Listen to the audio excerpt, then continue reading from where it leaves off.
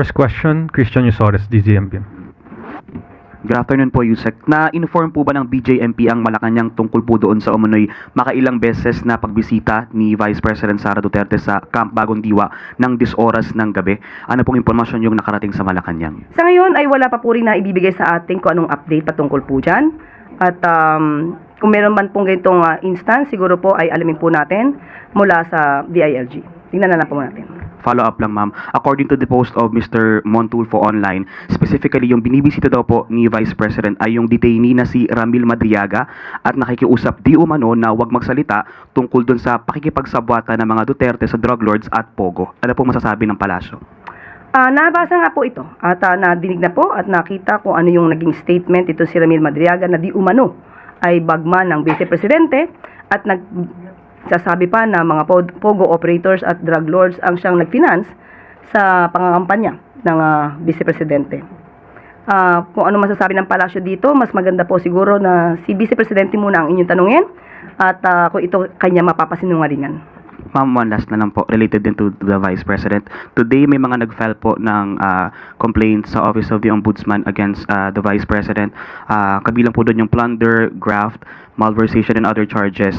Kaugnay po ng issue ng confidential funds, maybe get the palace's reaction and comment.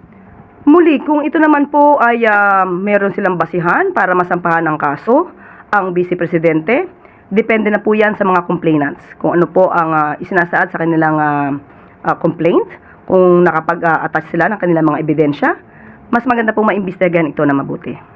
Next question, Katrina Domingo, ABS-CBN. Ma'am, good afternoon. Rappler came out with a report saying that PAGCOR Chairman Al Tenco won about 7.1 billion pesos in government contracts through the Nation Star Development Corporation, which he founded. How does the palace respond to comments that there may be a potential conflict of interest in this case? Sa ating pagkakaalam ay nakapagsabi na rin ang kanyang sagot or nasabi na po ni Chairman Altenco ang sagot sa issue na ito. So, doon na naman po tayo. Yun na naman po ang ating masasabi dyan.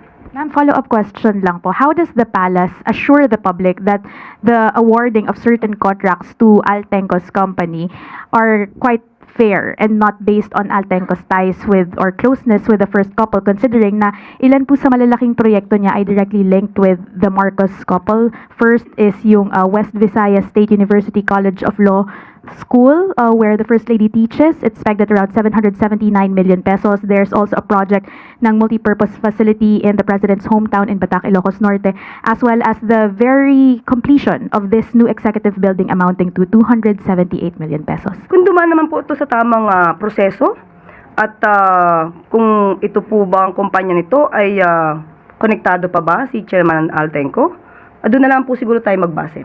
Kung ito naman po ay hindi mako-question ang kalidad ng kanyang pagkakagawa at wala namang masasabing anomalya, doon na lamang po muna tayo dahil mismong si Chairman Altenco na po ang nagsabi na siya'y walang kinalaman dito. Last, ma'am, you see no need to review the contracts considering na what happened with Silver Wolves Construction is also quite similar in the sense na baka may potential conflict of interest. Mas maganda po siguro kung mayroong nagbibintang, magbigay na sila agad ng ebidensya para ma-review po. Next question, Maris Umali, GMA News.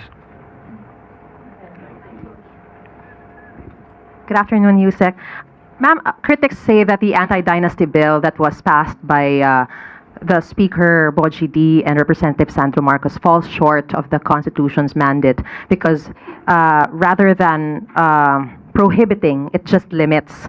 So how does the President respond to these concerns that this version may actually legitimize and not curb political dynasties? Kaya nga po hindi dapat minamadali ang pagsasagawa ng batas. Dapat inaaral. Tamang pagdidebate, tamang pagbibigayan ng kanilang mga suggestion, opinion at saloobin ay dapat nadidinig, hindi minamadali. At sa ating pagkakaalam, kahit ang Senado ay may ibang version. Sa House ay up to 4th civil degree, sa Senado ay up to 2nd civil degree. So mas maganda po na maayos ito, hindi dapat madaliin, para pag ito ay naipasa, walang loopholes, walang gray area. Even if there's separation of the different areas, not like legislative and the executive. Given these highlighted loopholes, does the president intend to ask the Congress to refine and strengthen the version of the bill in order to ensure that it effectively prohibits the dynastic concentration of power? Ma'am? Even during the LEDAC meeting, sinabi po ng Pangulo, no, ito'y araling mabuti at kailangan maipasa sa pinakamabilis na panahon. Pag sinabi nating aralin, ibig sabihin, hindi minamadali, half-baked, hindi ganun ang nais ng Pangulo. Dapat maayos at mapapakinabangan at magagamit at magiging kapakinig-pakinabang sa ating kababayan. Follow-up question from Ivy Reyes, Billionario. Hi, ma'am. The anti-political dynasty bill not being certified as urgent is seen as mere optics. Akbayan, for example, said the president's declaration of his 4 priority bills is only propaganda. And he said, sabi nga natin, ang politikong gipit sa pangakong reforma kumakapit. What's Malacanang's take on this, and how far is the president willing to push for reforms, knowing that he, the presidential son, and the House Speaker are also part of the system he's trying to change? Are we now talking of the anti-dynasty bill? Yeah. Okay. Nakita na natin yung unang tanong ni Marie Sumali. May mga loopholes. So, paano natin ito mapapadali? Paanong iuutos ng Pangulo na ito'y mapapadali? Kung may mga issues na dapat nalinisin, may mga issues na dapat maayos. So, ang pagpapautos ba or rather request na araling mabuti bago magsagawa at maipasa ang batas na ito ay pang-optics lang? Hindi ba ang nais natin ay magandang batas? Hindi minamadali. Ang pagmamadali sa paggawa ng batas pero kulang, yan po ang para sa optics lang. And the last question from Eden Santos, Net 25. Yung question ko po, Yose, kay natanong na ni Christian about sa Madriaga. Itanong ko na lang po yung pagbaha po ng mga imported na sibuyas, red and white onion sa mga palengke. Ano po ang pwedeng gawin ng pamahalaan para naman po hindi masaktan ano po yung mga local farmers ng sibuyas natin dito sa bansa. Halos mga imported pong sibuyas ngayon ang nabibili sa mga palengke. Dapat natin munang tignan anong konteksto nito.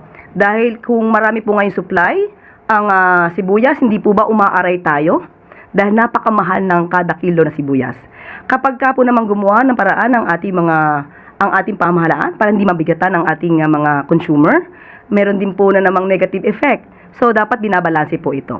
So, sa ngayon, sabi nga natin, mahal ang kilo ng bigas, or rather ng sibuyas, dapat gawa ng paraan para hindi masyado mahirapan ang ating mga buyers, ang ating mga consumers. Pero wala pong supply ng local na sibuyas ang sinasabi po ng mga nagtitinda. Kaya puro imported daw po ngayon ang ibinibenta sa mga palengke. Tingnan po natin, hindi ko po masasabi ang katotohanan dyan at aalamin ko po muna yan kay Secretary Kiko dahil alam naman natin ang pinangangalagaan talaga ng DA ni Secretary Kiko Laurel ay ang ating mga magsasaka. That is the last question, Yusek. Thank you. Dahil na